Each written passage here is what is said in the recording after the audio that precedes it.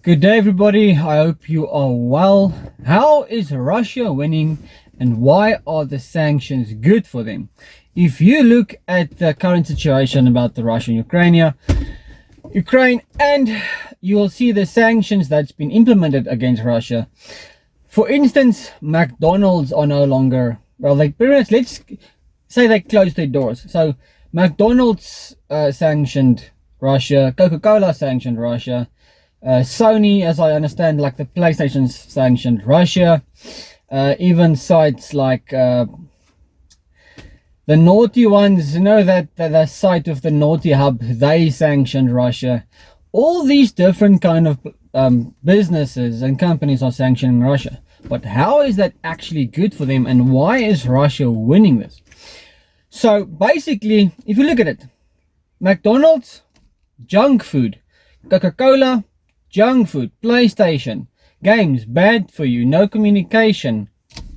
So Russia is pretty much forced now to go into a lifestyle where they have to become more self-dependent. So the civilians, the citizens, are away from fake news, because CNN also pretty much closed their doors to Russia, which is a good thing, because we all know that CNN is primarily the master and the big provocative guys of fake media.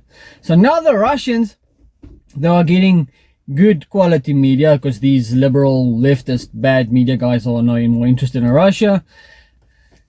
Children are more concentrating on better education, because there's less video games, less PlayStation, and especially if you look at the amount of junk food they are taking away. So the Russians will pretty much be forced to have good food. They're going to plant their own food, because, as I've said earlier in my channel, the future is independence and self-production. So now all these sanctions of different foods and marketing stuff and programs and all those crap, Russia is pretty much going without it now. So they are going to produce their own food. They're going to eat healthier, less video games, less pornography. So they're going to improve their lifestyle. So that they are pretty much going back to a self-independent, old school way of life. The lifestyle is going not backwards, it's going back to the old days, which is better, because people are stronger, they are more focused, they live healthier, and it's a good thing. So all these bad influences are sanctioning Russia, and they are pretty much just building themselves to become a better community and better human beings. That is pretty much going to be the situation as well when the SHTF time comes, when, especially if you look at South Africa with the political and the infrastructure situation there. So what Russia's pretty much going in now is what we are going to go in when the grid goes down, when it's a SHTF situation.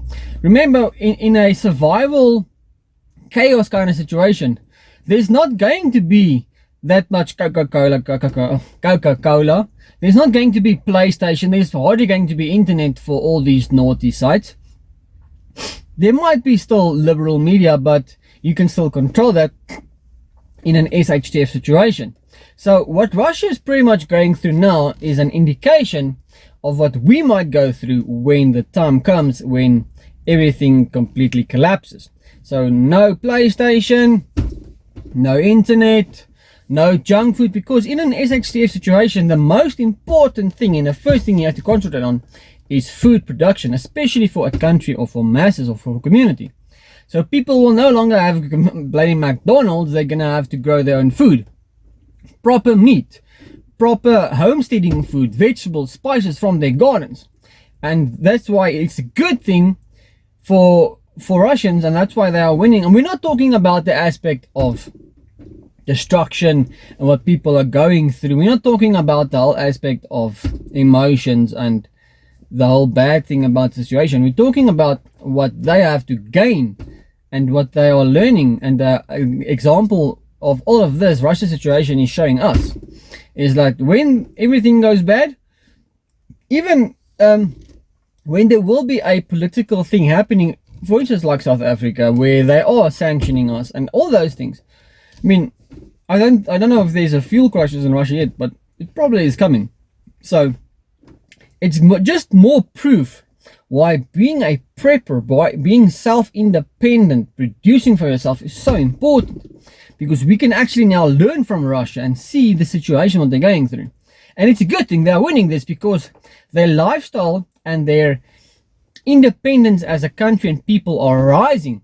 Where everywhere else, if you look at the far west, if you look at some places in Europe and in the north, people are still so dependable on the government and on the shops. They can't do anything for it. They are dependable on the media, the fake media that's portraying and brainwashing these people. So now they can actually now in this situation they can change their schooling system, they can change their education system, they can change the way their food produces, because they have to do it themselves. And it's a very good indication as well, because I've heard recently that a lot of South Africa's farming imports, the food production imports, comes from Ukraine. So we are also going into that situation where we are going to be forced to produce our own food. If you look at how the petrol prices increase, and remember, there's a lot of oil and petrol from the Russian side. So here in South Africa, our fuel prices are increasing immensely. It's going to happen. And when your fuel price increase, everything else increases. Food. And remember, if a country cannot produce or have fuel for usage, everything goes down. The entire grid goes down, because your fuel pumps run on electricity. Your production from trucks where your food or imported and exported runs on fuel. So if there's no fuel, an entire country collapses to the brink of extinction. But luckily, if you're a prepper, if you're involved, if you have the same mindset than the rest of us, you will be able to survive, because you can produce food for yourself.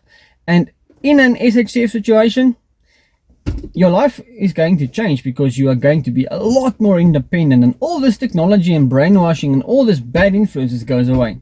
Obviously, there are different positives and negatives, but Russia is actually winning this whole thing, especially against the Great Reset. For those of you who actually know what really is going on and why everything is happening in the north, for those who really know the truth, not what the liberal media tells you. These guys are actually fighting the NWO, the November Bravo Oscar. You know what I'm talking about, November Whiskey Oscar.